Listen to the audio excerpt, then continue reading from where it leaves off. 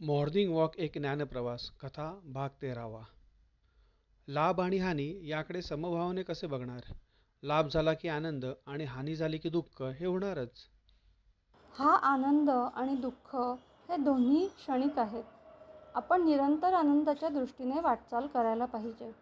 भौतिक विषयांपासून मिळणारा आनंद हा थोड्या वेळाने निघून जाणारा असेल तर आपण त्या वस्तू मिळवण्यासाठी वेळ आणि मेहनत का वाया घालवायची. तोच वेळ आपण ध्यान करण्यात अथवा सेवा करण्यात घालवला तर आपली आध्यात्मिक उन्नती निश्चित होईल.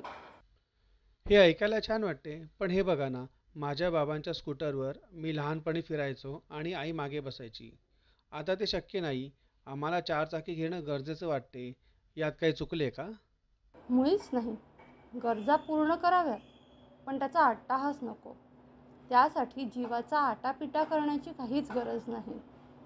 जसं आपण स्वकर्म कोणतेही कष्ट न घेता करतो, तसंच हे देखील सहजतेनं होणं गरजेचं आहे. ती फक्त आपल्या शरीराची एक गरज आहे. ती पूर्ण नाही झाली तरी दुःखी व्हायची गरज नाही आणि पूर्ण झाली तरी हुरळून जायची गरज नाही. आपला फोकस आपल्यातील जीवावर हवा, कारण तोच तारणहार आहे. समजले.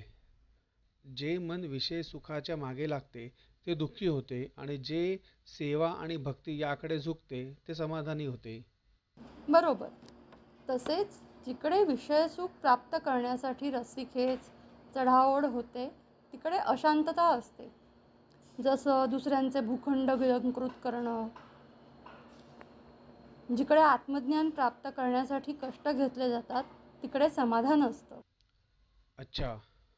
माणसाच्या हातून चांगलं आणि वाईट कर्म देखील होतं, पण त्यामुळे हताश व्हायची गरज नाही. झालेल्या चुकांबद्दल प्रायश्चित्त घेऊन देवाची भक्ती आणि सेवा केल्याने आपण परमेश्वर प्राप्तीचे अधिकारी ठरतो. परमेश्वर प्राप्ती करणे म्हणजे नेमके काय? जीवात्म्याचा परमात्म्याशी एकरूप होण्याचा प्रवास म्हणजेच परमेश्वर प्राप्ती करणे. हा प्रवास भक्तियोग, कर्मयोग, ज्ञानयोग, ध्यानधारणा अशा साधनांनी होतो. श्रवण आणि चिंतन हे देखील मार्ग आहेत.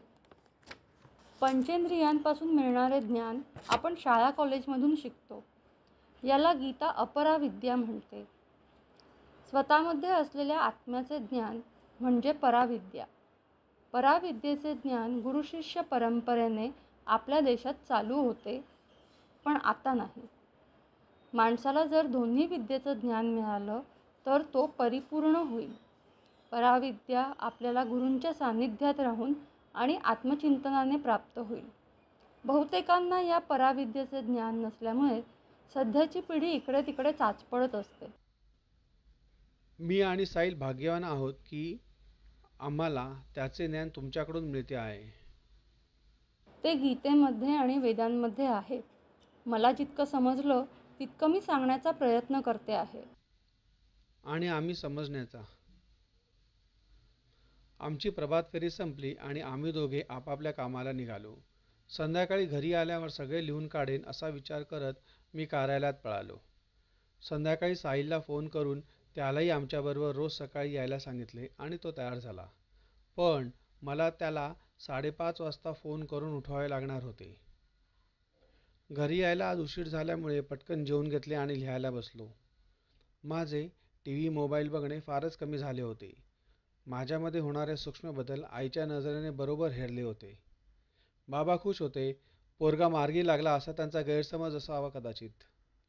कारण मी तर फक्त सगळे टिपून ठेवत होतो. ते कृतीत उतरवायला वेळ लागेल हे आम्हा सर्वांना माहीत होते. दुसऱ्या दिवशी पहाटे साहिलला फोन करून बोलवले. मेघा वेळेवर आली आणि आम्ही चालायला निघालो. मी विचारले, आपण सर्वजण बरोबर वागतो आहे की नाही हे पडताळून कसे पाहायचे? सोपं आहे.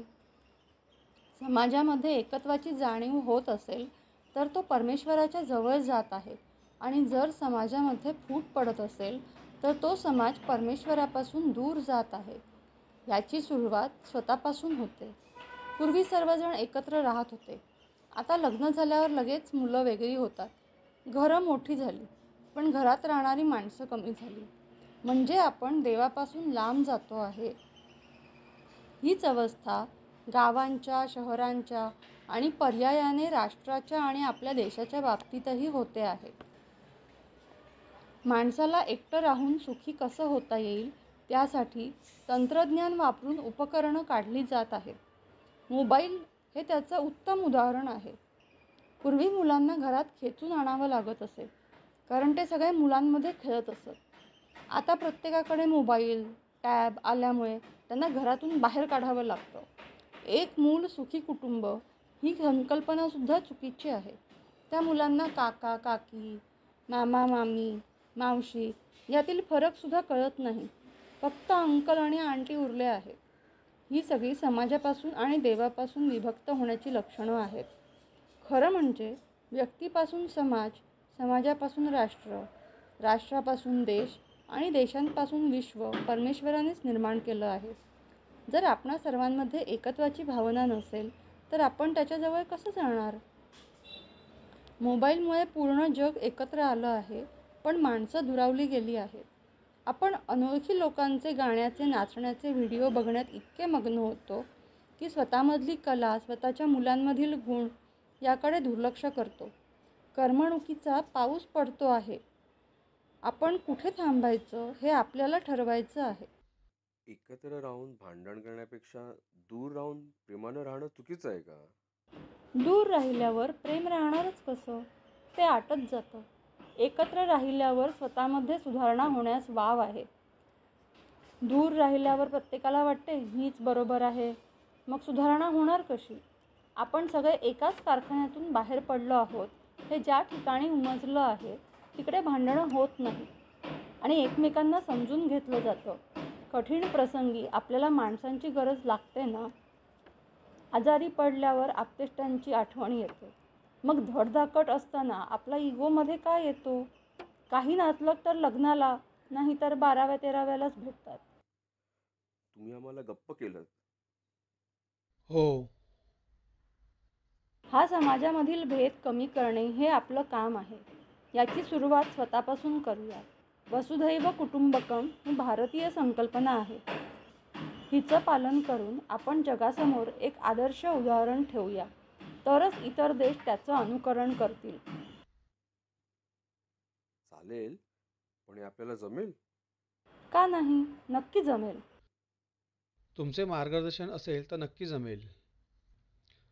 याचा अर्थ असा की आपल्यातल्या जीवात्म्याचा परमात्म्याशी एकरूप होण्याची पहिली पायरी म्हणजे आपल्या संपर्कात येणाऱ्या प्रत्येकाशी प्रेमाने आणि आपुलकीने वागले पाहिजे. त्याचे प्रमाण म्हणजे आपल्याशी किती लोक जोडले गेले आहेत, बरोबर ना? कोणत्याही प्रमाणाविना आपण प्रेमाने आणि आपुलकीने वागलं पाहिजे. गीता सांगते की स्वतःमध्ये बदल करा, तरच परिस्थिती बदलेल. आपण परिस्थितीचे गुलाम नाही, तर आपल्यामुळे ती परिस्थिती निर्माण झाली आहे. प्रत्येकाच्या मनात कौरव आणि पांडवांचं युद्ध सुरूच असतं. मुद्दा हा आहे की जिंकतं कोण? नीट समजलं नाही. परत समजावून सांगता का? जरूर. आपण जर आपल्या मनात डोकावून पाहिलं तर आपल्या प्रत्येकाच्या मनात कौरव आणि पांडव एकमेकांसमोर उभे राहून युद्धाला सज्ज असतात. पांडव म्हणतात सकाळी लवकर उठून व्यायाम आणि योगसाधना करावी. कौरव म्हणतात जाऊ दे रे, झोप अजून 5 मिनिटं, काही होत नाही. पांडव म्हणतात जी गोष्ट शरीरासाठी वाईट आहे तिचं सेवन कधीच करू नये. कौरव म्हणतात थोडीशी घे, काही होत नाही, पार्टीत चालते. पांडव म्हणतात भ्रष्टाचार करू नये, पैसे खाऊन काम करणे चुकीचे आहे. कौरव म्हणतात आमच्याही मुलांच्या इच्छा आहेत, पगारात त्या भागत नाहीत. लाच घेणं इतकं पण काही वाईट नाही, काही होत नाही, सगळेच घेतात तर मी का मागे राहू? ह्या माणसाच्या मनातल्या 2 बाजू म्हणजेच सद्गुण आणि दुर्गुण. गीतेच्या 16व्या अध्यायात भगवानांनी हेच सांगितलं आहे. सद्गुणांशी मैत्री करा, दुर्गुणांपासून लांब राहा. पांडव संख्येने कमी, म्हणून बहुतेक वेळा कौरवांचा विजय होतो.